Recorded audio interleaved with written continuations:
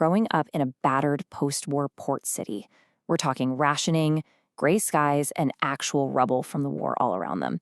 And here's the crazy part. They have absolutely no idea that in just a few short years, they're going to fundamentally rewrite American culture. Welcome to The Explainer.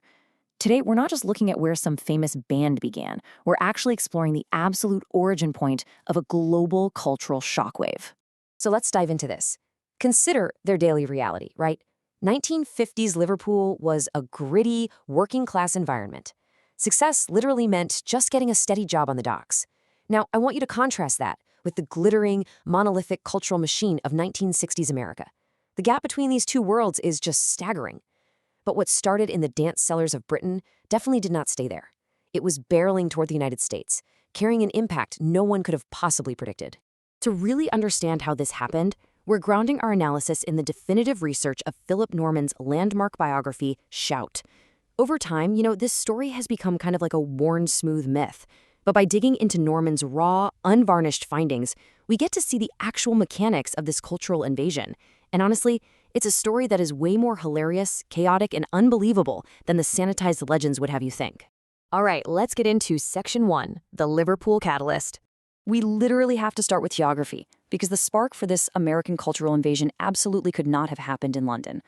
Liverpool's status as a port city made it the perfect, totally unexpected incubator.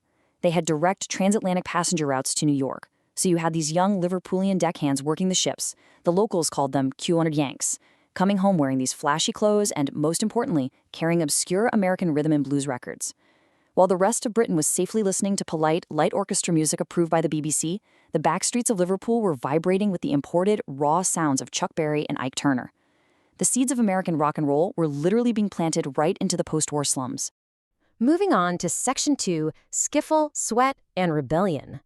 Way before they ever picked up electric guitars, the youth of Liverpool were completely swept up in this gritty do-it-yourself craze called skiffle. And you've got to listen to this quote from John Lennon's Aunt Mimi. It is just dripping with historical irony. She told him, "The guitar is all very well, John, but you'll never make a living out of it."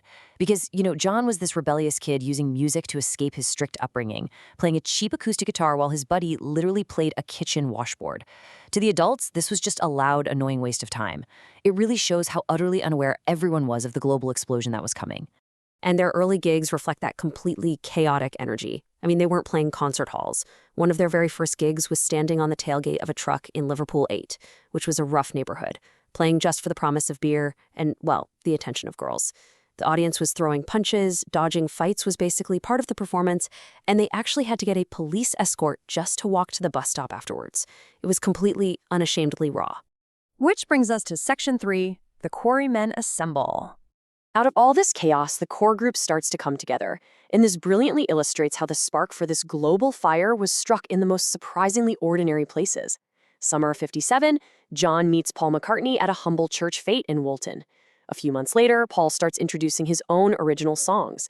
Then, early 1958, a young kid named George Harrison literally auditions for John by playing the song Raunchy on the top deck of a city bus.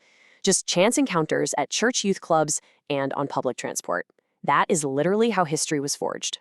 But what made this course so explosive was the intense contrast between its two leaders. John was dour, blisteringly direct, and fought authority at absolutely every turn.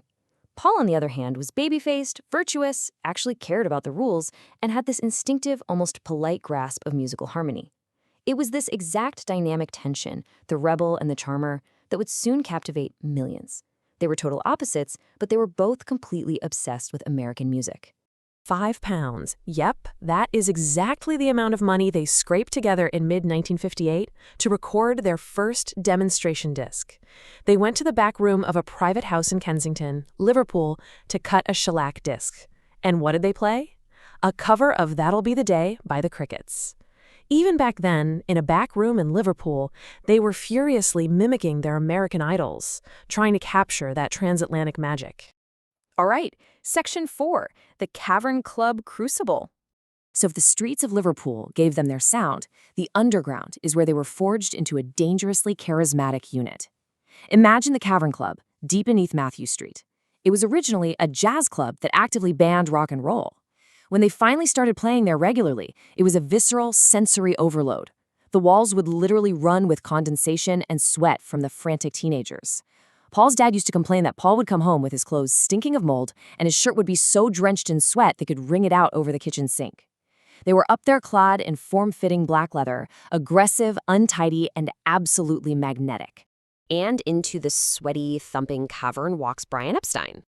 He was a wealthy daytime record shop manager with highly conservative tastes. But when he saw these four boys prancing around in leather, he was completely transfixed. It's fascinating, really. He was mesmerized by their raw, offhand manner, especially John Lennon's, and he immediately set out to take them over and put them in a protective professional bubble. So the crucial point here is that Epstein ultimately provided the polish. He put them in suits, he got them to bow after songs, and he cleaned up their stage act. As Philip Norman notes in our source text, Epstein's management kept them largely in the dark about the massive business machinations happening around them, but his polish was the final critical ingredient needed to prepare these raw, rowdy youths for a stage vastly larger than Britain. Finally, Section 5, Bound for America.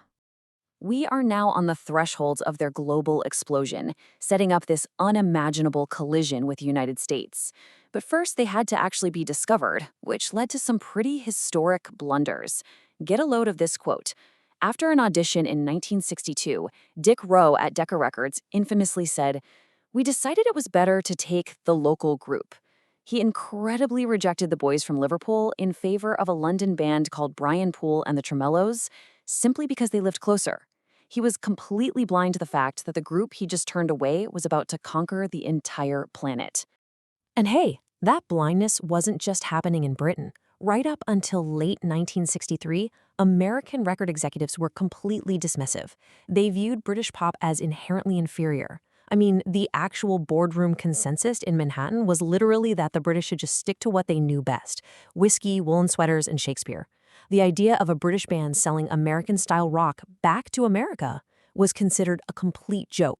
Which leaves us with this final massive question. Exactly how did four scruffy, leather-clad teenagers who started out dodging fists on the back of a truck in a battered port city manage to break through that impenetrable wall?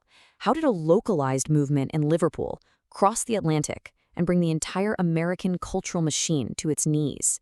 We've seen the raw ingredients, but the actual mechanics of that invasion, well, that is a fascinating story for another time. Thanks for joining me on this explainer, and keep questioning the history you think you know.